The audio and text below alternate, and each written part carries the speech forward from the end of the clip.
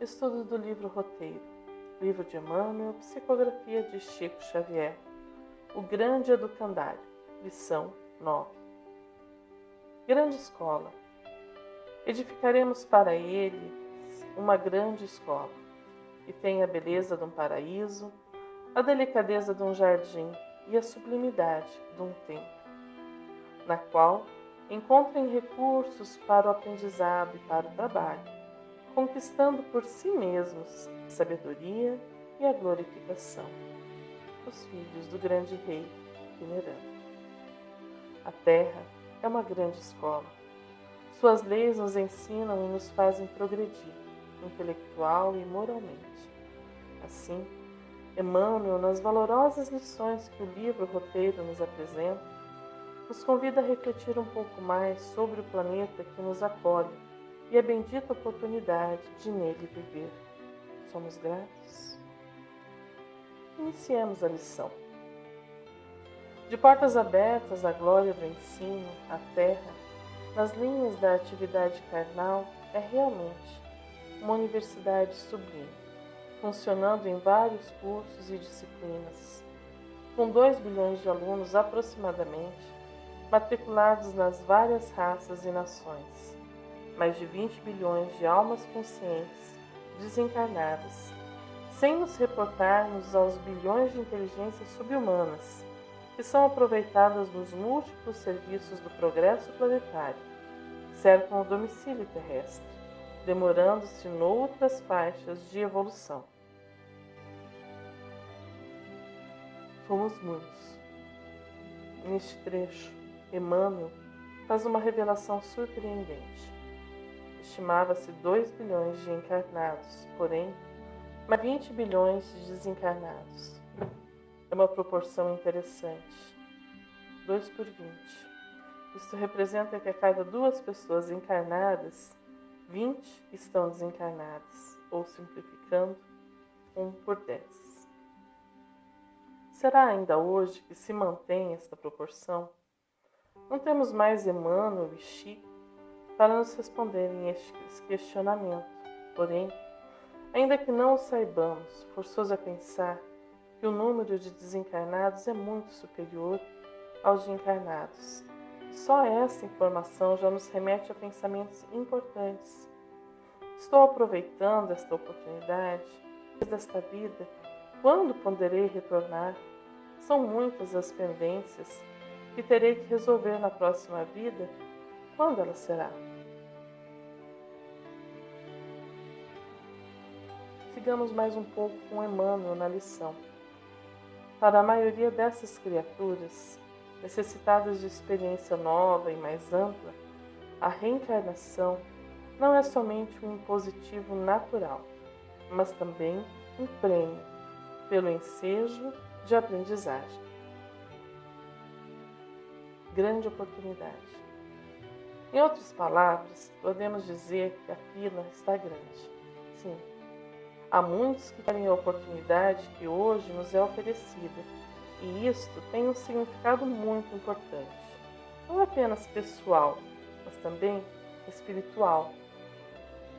Existem diversos relatos de processos de obsessão por parte de espíritos que não conseguiram reencarnar e, achando-se prejudicados, perturbam aqueles que estão encarnados, que não estão tão zelosos de seus deveres e obrigações. Não basta receber um prêmio perante a lei divina, devemos ser merecedores dele. Do contrário, seria mero privilégio, e Deus ama cada um de seus filhos de igual maneira. Assim, suas leis devem a todos alcançar. O livro Céu e Inferno, em seu 3º capítulo, nos auxilia na compreensão deste contínuo intercâmbio. Embora os espíritos estejam em toda parte, os mundos são centros, onde eles se reúnem de preferência, devido à analogia que existe entre eles e aqueles que os habitam. Em torno dos mundos avançados, são abundantes os espíritos superiores. Em torno dos mundos atrasados, pululam os espíritos inferiores. A Terra é ainda um destes últimos. Cada globo tem, então, de alguma forma, sua própria população de espíritos, encarnados e desencarnados, a qual se alimenta na maior parte pela encarnação e desencarnação dos mesmos espíritos. Essa população é mais estável nos mundos inferiores, onde os espíritos são mais apegados à matéria, e mais flutuante nos mundos superiores. Entretanto, dos mundos, centros de luz e de felicidade, espíritos se desprendem rumo aos mundos inferiores, para semear neles os germes do progresso, trazer a consolação e a esperança, reanimar as coragens abatidas pelas provações da vida, e às vezes encarnam-se neles para cumprirem sua missão com mais eficácia. Sigamos com Emmanuel. Assim é, sob a iluminada supervisão das inteligências divinas. Cada povo, no passado ou no presente, constitui uma seção preparatória da humanidade à frente do porvir. Ontem, aprendíamos a ciência no Egito, a espiritualidade na Índia, o comércio na Fenícia, a revelação em Jerusalém, o direito em Roma, a filosofia na Grécia. Hoje, adquirimos a educação na Inglaterra, a arte na Itália, a paciência na China, a técnica industrial na Alemanha, o respeito à liberdade na Suíça e a renovação espiritual nas Américas. Cada nação possui tarefa específica no aprimoramento do mundo. E ainda mesmo quando os blocos raciais em desvaio se desmandam na guerra, movimentam-se à procura de valores novos, no próprio engrandecimento. Um mundo de diversidade. A missão dos povos permanece. Se temos uma responsabilidade individual, é necessário compreender que também fazemos parte de uma grande família, reunida com um propósito e uma tarefa dentro do orbe que nos acolhe. As Américas, como ensino benfeitor, são responsáveis pela renovação espiritual. Qual o nosso esforço coletivo neste sentido? De que forma estamos contribuindo para que nossa missão se realize com proveito? Temos consciência desta tarefa ou só nos preocupamos com o nosso bem-estar? Os antigos. A Roma antiga possuía belíssima lição, mas foi no individualismo, no excesso de poder, de mandos e desmandos, visando interesse pessoal, que este povo se perdeu. Deixou-nos ricas heranças, mas faliu em sua missão primordial. Olhamos o passado e reconhecemos os erros, mas é hora de trazermos essas informações para o presente. Eis que ontem estávamos lá, encarnados como romanos, gregos, judeus, e hoje nos é concedida nova oportunidade. Façamos dela bom uso. Meditemos em mais um trecho da lição. Nos círculos do planeta, vemos as mais primitivas comunidades, dirigindo-se para as grandes aquisições culturais. Se é verdade que a civilização refinada de hoje voa pelo mundo, contornando-o em algumas horas, caracterizando-se pelos mais altos primores da inteligência, possuímos milhões de irmãos pela forma, infinitamente distantes do mundo moral, quase nada diferindo dos irracionais, não conseguiram ainda fixar a mínima noção de responsabilidade. Evangelho segundo o Espiritismo. A Terra ainda é lugar que abriga uma imensa diversidade de espíritos, característica do mundo de provas e expiações, onde o mal ainda predomina, como nos ensinam os Espíritos. Que vos direi dos mundos de expiações, que já não saibais, pois basta observeis o em que habitais. A superioridade da inteligência em grande número dos seus habitantes indica que a Terra não é um mundo primitivo, destinado à encarnação dos espíritos que acabaram de sair das mãos do Criador. As qualidades inatas que eles trazem consigo constituem a prova de que já viveram e realizaram certo progresso. Mas também os numerosos vícios a que se mostram propensos constituem um índice de grande imperfeição moral. Por isso, os colocou Deus no mundo ingrato, para espiarem aí suas faltas, mediante penoso trabalho e misérias da vida, até que hajam merecido ascender a um planeta ditoso. Entretanto, nem todos os espíritos que encarnam na Terra vão para aí em expiação.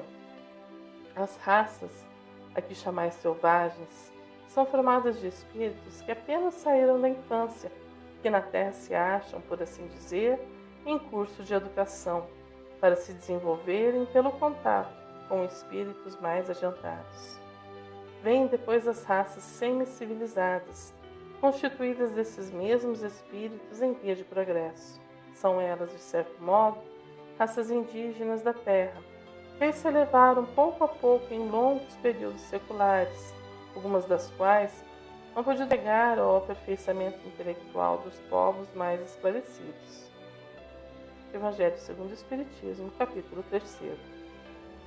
Intercâmbio entre os povos. Que já sabemos, temos a obrigação de ensinar. Esta é a lei que o Pai nos convida a praticar.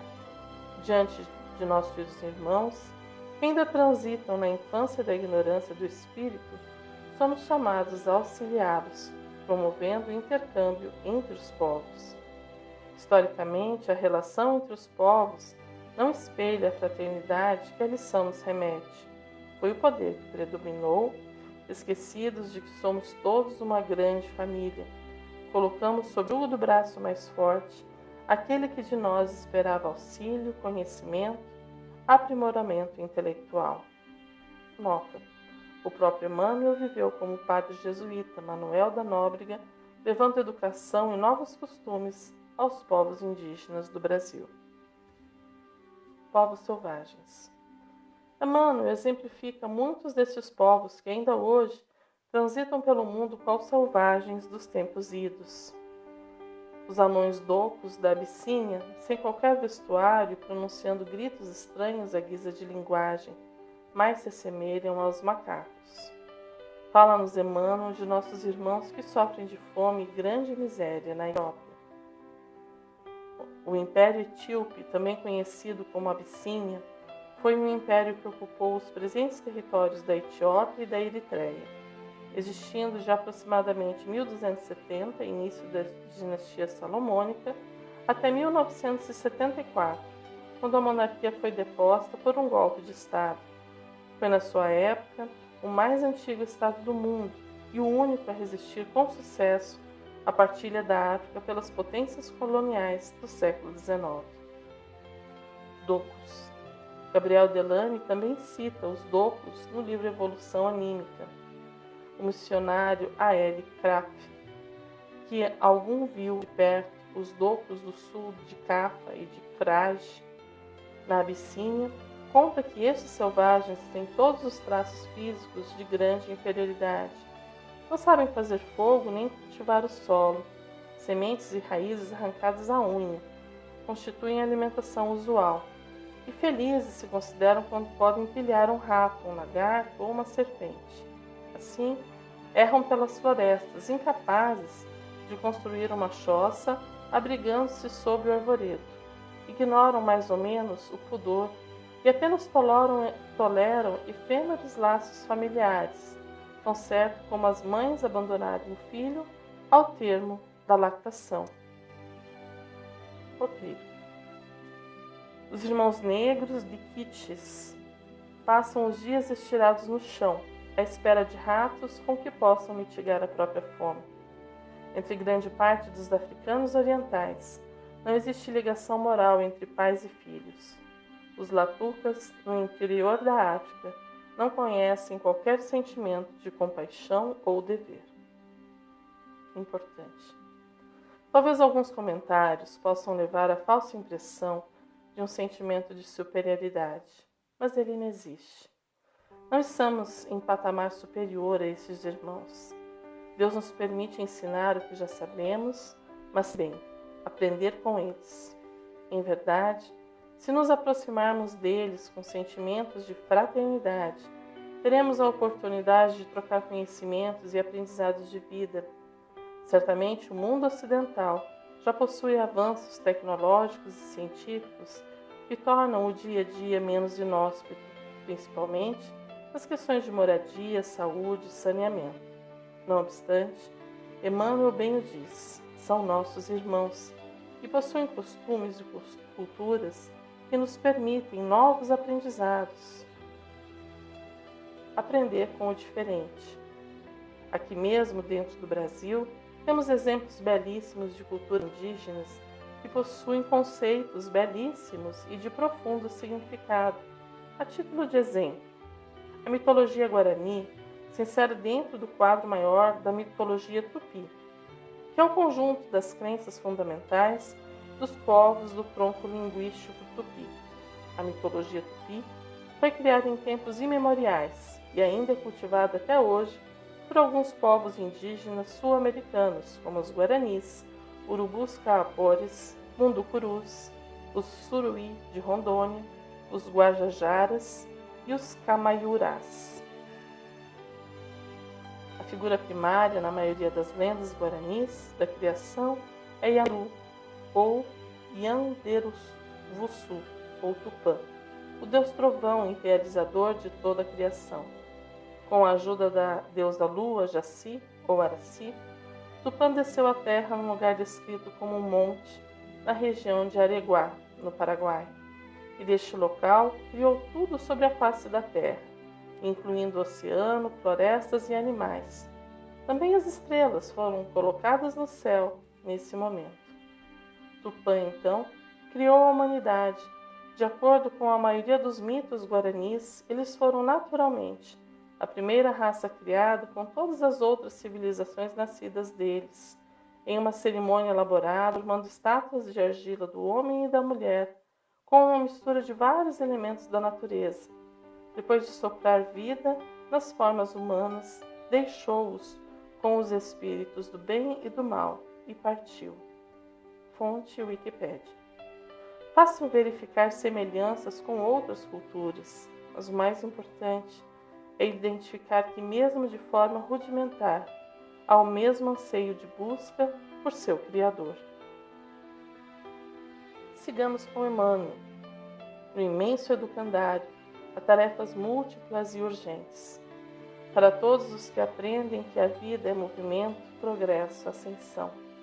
Na fé religiosa como na administração dos patrimônios públicos, na arte, tanto quanto na indústria, nas obras de instrução como nas ciências agrícolas, a individualidade encontra vastíssimo campo de ação, com dilatados recursos de evidenciar-se.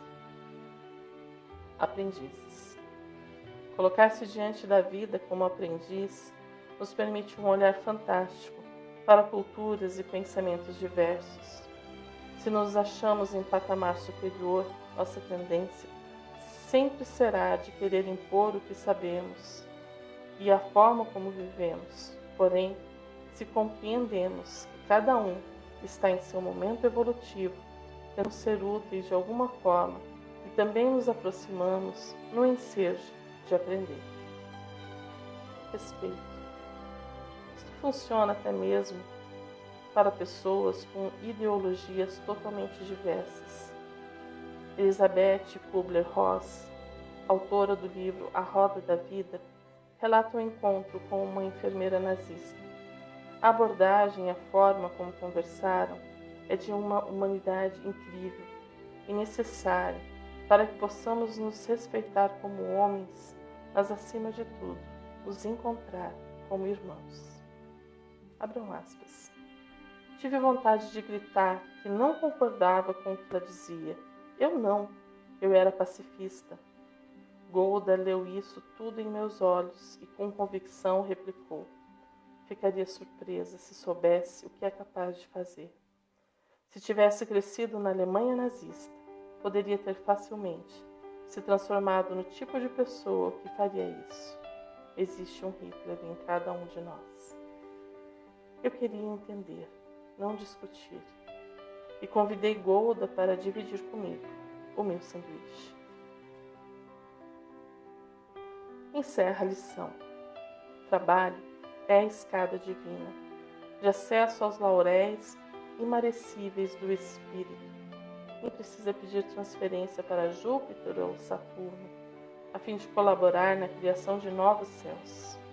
A Terra, nossa casa e nossa oficina, em plena paisagem cósmica, espera por nós, a fim de que a convertamos em glorioso paraíso. Façamos hoje, nada nos falta. Todas as ferramentas que nos são necessárias estão disponíveis. É chegado o momento de trabalhar. Nasceste no lar que precisavas. Vestiste o corpo físico que merecias. Moras no melhor lugar que Deus poderia te proporcionar, de acordo com o teu adiantamento. Possuis os recursos financeiros coerentes com as tuas necessidades, nem mais nem menos, mas o justo para as tuas lutas terrenas. Teu ambiente de trabalho é o que elegeste espontaneamente para a tua realização. Teus parentes e amigos são as almas que atraístes com tuas próprias afinidades. Portanto, teu destino está constantemente sob teu controle. Tu escolhes, recolhes, eleges, atrais, buscas, expulsas, modificas tudo aquilo que te rodeia a existência. Teus pensamentos e vontade são a chave de teus atos e atitudes, são as fontes de atração e repulsão na tua jornada vivencial. Não reclames, nem te faças de vítima. Antes de tudo, analisa e observa. A mudança está em tuas mãos. Reprograma a tua meta, busca o bem e viverás melhor. Mensagem de Francisco do Espírito Santo Neto. Um modo de aprender, uma nova forma de viver. Editora Boa Nova.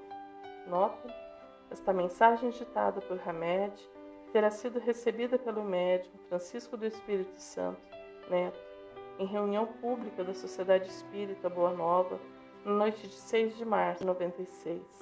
A autoria do texto tem vindo a ser erroneamente atribuída a Chico Xavier. Um fraterno abraço e até o próximo estudo.